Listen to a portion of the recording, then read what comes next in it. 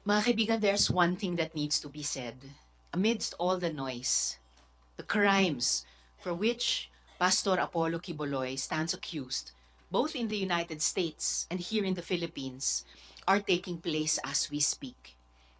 Ang hinihingi po natin ay managot na si Quiboloy para mailigtas ang mga iba pang biktima na nasa kanya pang poder.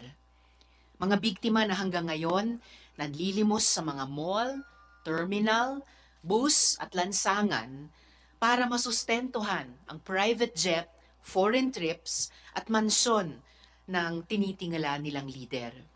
Mga babae at menor de edad na ginahasa dahil yan daw ang kanilang sakripisyo para sa Diyos Ama.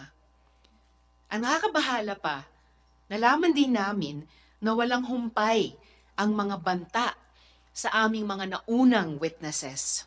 At kakilakilabot ang natatanggap na pananakot ng mga alipores ni Quiboloy sa mga pinaghihinalaang pwede pang tumestigo.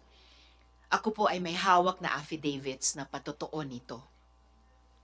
Kaya po, hindi din po tayo papayag na sabihin sa mga victim survivor, teka muna, mayroon tayong krisis pampolitika.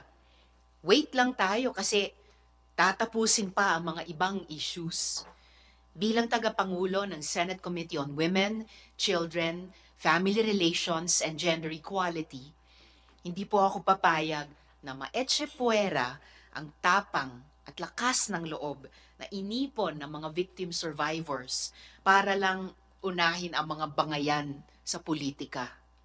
Kaya nagpapasalamat ako, salamat kaayo sa Senate President for signing the subpoena against Apollo Quiboloy.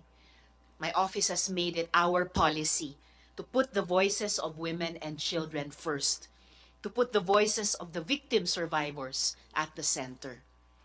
And I'm glad that our institution, under the current Senate leadership, has made it its policy too. Yes, the subpoena against Apollo Quiboloy is out. Gaano man kalakas ang ingay ng politika, mas malakas dapat ang panawagan para sa katarungan.